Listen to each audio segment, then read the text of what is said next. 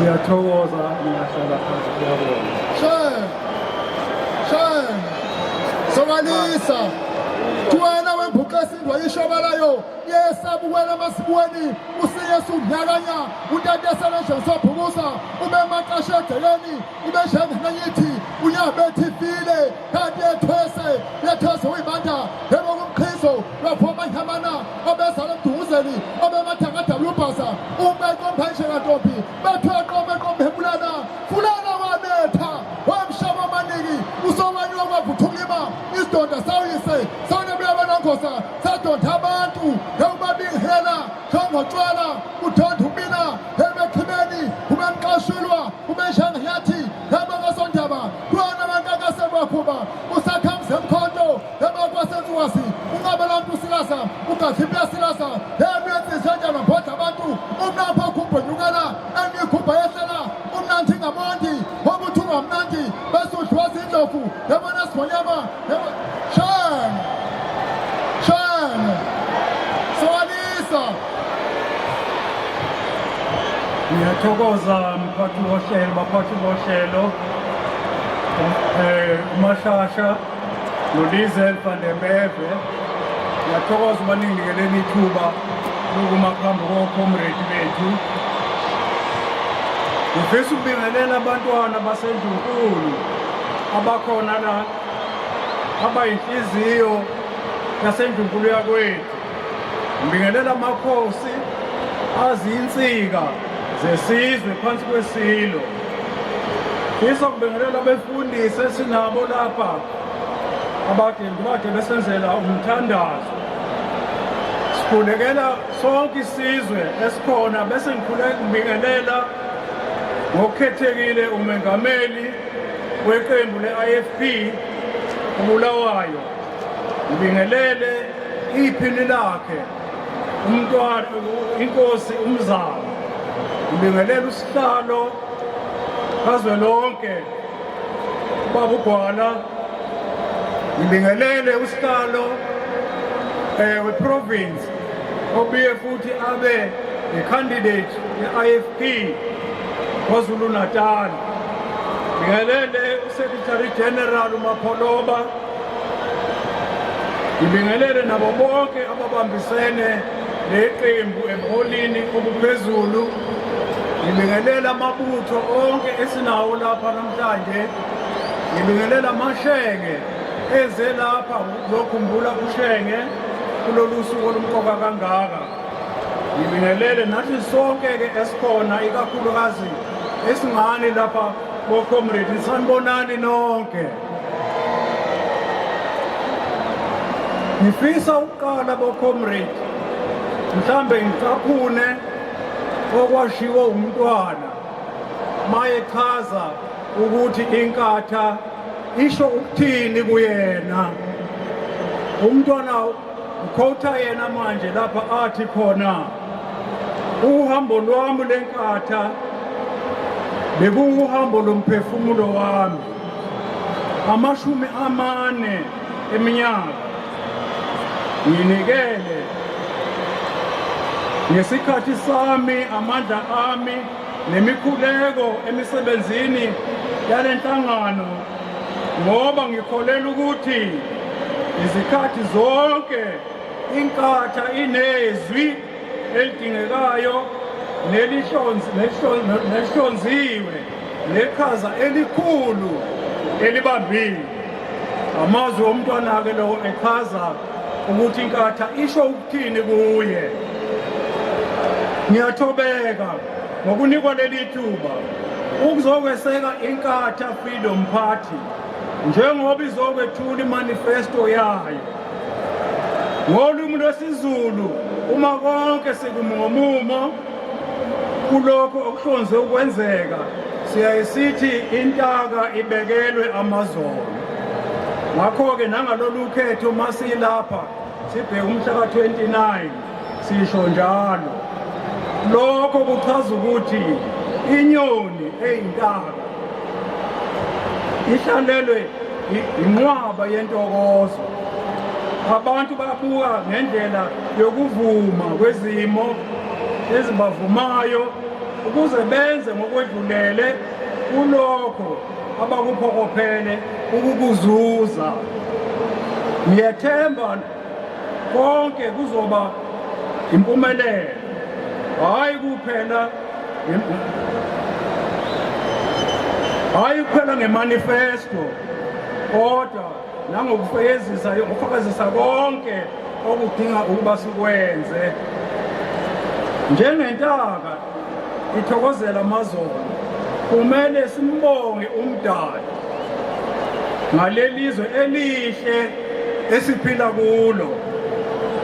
Kunezinto eziningi zomdabu kanye namathalente anhlobonhlobo enza kuhlaleke kahle futhi kube usizo kuzo zonke izakhamuzi zakuleli.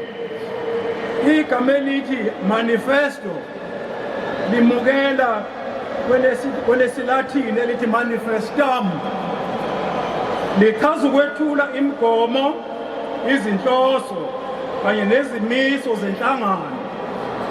I-IFP namhlanje lichaza ukwethula imigomo, izinhloso kanye nezimiso zenhlangano. Lasetshenziswa okokuqala ngonyaka ka-1620 uNathaniel Brand, owayengummeli nenhloko wekolishi. Lokhu kuveza ngokusobala ukubaluleka kwemanifesto. Izakhamuzi eziningi ziyokusho ngokusobala ukuthi sesibe namamanifesto amaningi, mhlambe zize zithi asenele manje. Cha, asibe nesineke. Ama-manifesto ayasiza ukuba sikhethe ukuthi yiliphi iqembu elizosifezela iy'njongo zethu. Futhi manifesto iyasiza ngoba lokho njengoba umongameli wethu ezosukuma la abeke ukuthi manifesto ya-IFP ithini umhlahlandlela, siyakwazi thina esibavotele laba boholi kusukela kumanifesto ukuthi sibajaje ngaleyo manifesto abayibekile. We are able to hold them accountable. Ngakho-ke i-Freedom Party, Inkatha Freedom Party, yasungulwa umholi owayezibophezele emphakathini, owawubambisene kukho konke empilweni. Wayekholela ukuthi i-Afrika ileyimpendulo ezinselelweni eziningi ezafika noguquko lwezimboni kanye nempucuko. Isithelo sami sithi ngabe yikuphi esikuthembisa abantu kumele kufezeke njengamanje. Ngokwevile kumele singayeki ukwenza ubuntu. Uma ngikhuluma nje kancane ngekhono lomntwana nokuthi ephethe kanjani, ngizothi kaphu ngesilungu ngoba mina ngisukumela kuphela ukuba ngizokhuthaza.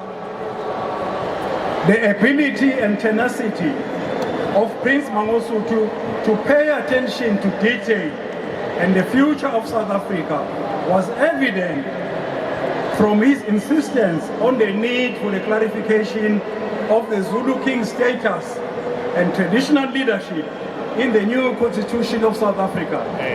He decided that unless this attention was paid to this nitty-gritty, the IFP would not participate in the 1994 elections.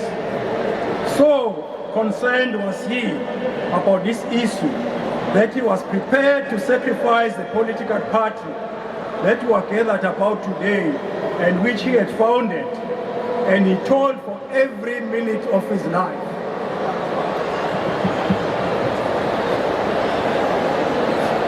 Thanks to Washington Okumu, a Kenyan negotiator who got the main negotiators to agree that matters raised by Prince Buthelezi would be attended after the elections, which was, as we know now, of course, were never attended to.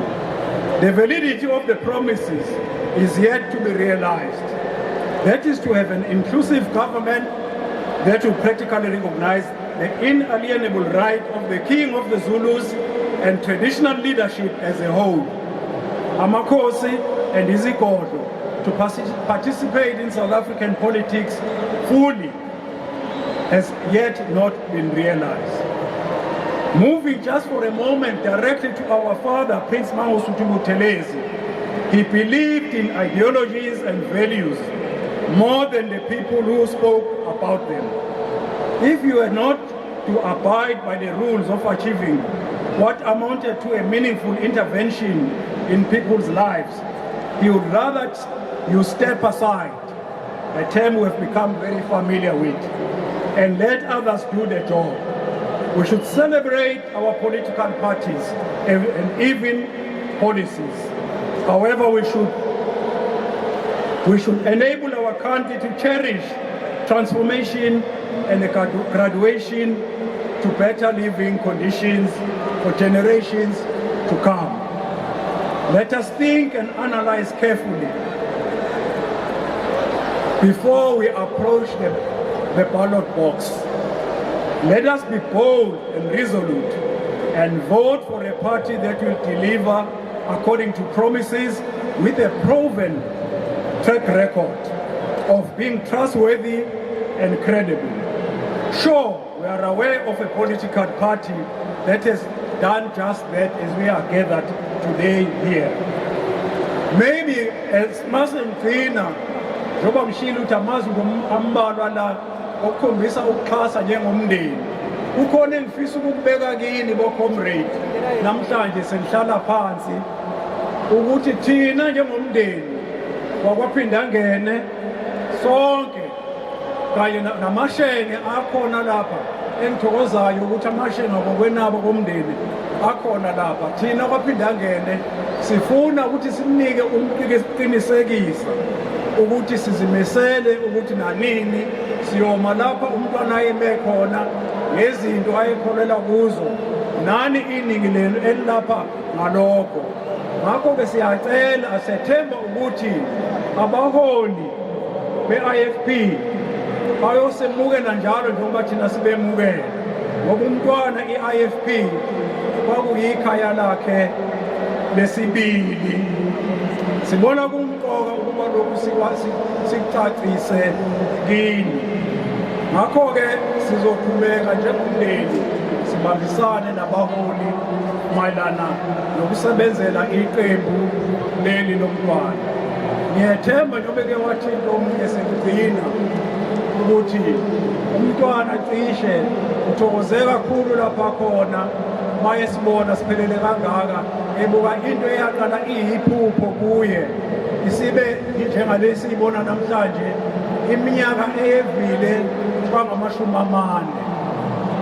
Sekugcina ngiyafisela-ke nothi abaholi bodwa nathi sonke bo-comrade ukuthi siphume ngothini wethu mhlaka 29 siyofaka lesiya siphambano emva kwey'ndlovu ezingaki?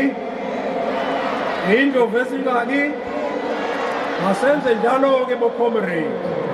Long live the spirit of Shenge, long live. Long live the spirit of Shenge, long live. Siyabonga bo-comrade. Good luck.